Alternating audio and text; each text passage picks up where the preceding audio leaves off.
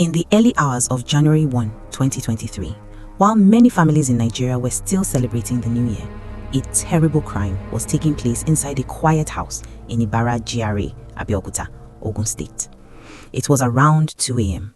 Kehinde Fatinoye, a successful businessman, his wife Bukola, and their family had just returned from a crossover church service.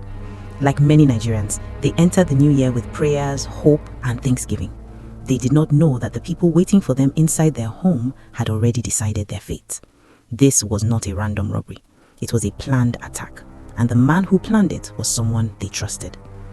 Lekon Adekombi had been the family's driver since 2018. For about 5 years, he worked closely with them.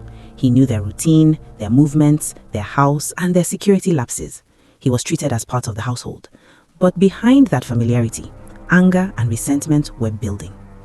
According to police investigations and his own confession, Adekombi felt cheated. He was unhappy with his salary. He had also requested for a loan and felt ignored. Instead of leaving the job or seeking help, he chose violence. He recruited 2 other men to help him. Ahmed Odetola, also known as Akamu, Wahid Adeni, also known as Kofi. Together, they planned to attack the Fatinoye family on New Year's Day, believing the family would be tired and vulnerable after church. That night, they entered the house and waited. When Kehinde and Bukola arrived, they were confronted by men they did not expect to see. At first, it appeared like a robbery. The couple were threatened and forced to cooperate. The attackers demanded money. Under fear and confusion, Kehinde and Bukola were forced to transfer money from their bank accounts. A total of 1,102,960 naira was transferred. At that point, the crime should have ended as robbery, but it did not. During the process, Adekombi realized something dangerous. The couple had recognized him. They knew their own driver was part of the attack. That realization changed everything.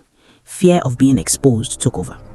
According to court findings, Wahid Adeni picked up a kitchen knife from the house and stabbed Kehinde Fatinoye repeatedly. He died inside his own home. Bukola Fatinoye was still alive. Then Lekon Adekombi used a sledgehammer to hit her. The blows were fatal. She died beside her husband. At this point, the house was silent. 2 lives had been taken. But the crime was still not over. In an attempt to destroy evidence and make it look like an accident, the attackers poured fuel and set the house on fire. The bodies of Kehinde and Bukola were burnt inside the house they built together. While this was happening, another tragedy was approaching. Their children arrived.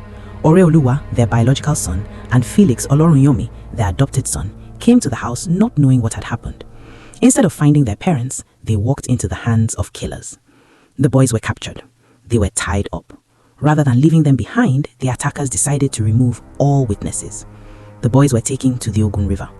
In the darkness of the night, both children were thrown into the river. They were left to die. By a miracle, Felix Oloriyomi survived. He managed to free himself and escape.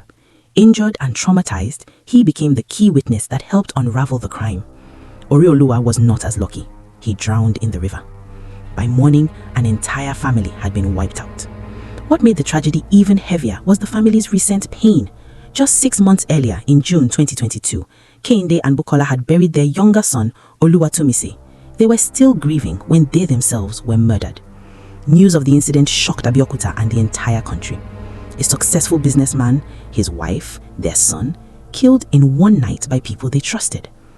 Police investigations began immediately. Survival Felix gave crucial information. Neighbors, phone records, bank transfers, and forensic evidence all pointed in one direction. Lekon Adekombi, the driver, was arrested.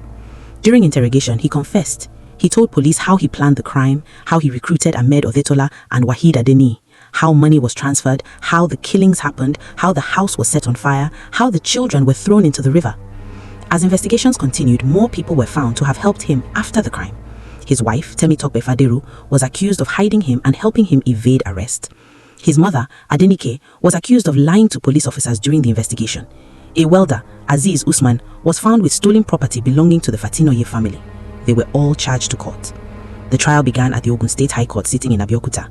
It lasted almost 2 years. Witnesses were called, evidence was presented, the survivor testified, police officers testified, confessions were examined, lawyers argued.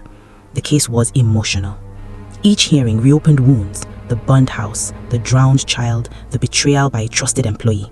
Everything was laid bare before the court. Finally, on February 3, 2025, the court delivered its judgment. Justice Basirat Adebowale sat in judgment that day. After carefully reviewing the evidence, the confessions, and the law, she delivered a firm decision. The court found Lekan Adekombi guilty of murder. As the mastermind of the crime, he was sentenced to death, either by hanging or lethal injection. Ahmed Odetola, also known as Akamo, was also found guilty as an accomplice and sentenced to death. Wahid Adeniyi, also known as Kofi, who stabbed Kehinde Fatinoye, was also sentenced to death. The court made it clear that the killings were intentional, planned, and cruel. The court also ruled on other defendants. Temitope Fadero, Adekombi's wife, was found guilty of perverting the course of justice. She was sentenced to 2 years in prison for hiding her husband. Adekombi's mother, Adenike, was sentenced to 1 year in prison for giving false statements to the police. Aziz Usman, the welder who received stolen property from the crime scene, was sentenced to 14 years in prison. With that judgment, the court brought the case to a close. Justice was served not because it brought the family back, but because the law spoke clearly. The Fatinoye family is gone. Kehinde, Bukola, Oreoluwa, and little Oluwatumise, who died earlier. But their story stands as a reminder that betrayal can come from inside the house, that anger, when left unchecked, can turn deadly, and that no crime, no matter how carefully planned, stays hidden forever. This was not just a robbery. It was a calculated betrayal that ended 4 lives and destroyed many others. And in February 2025, the law finally caught up with everyone.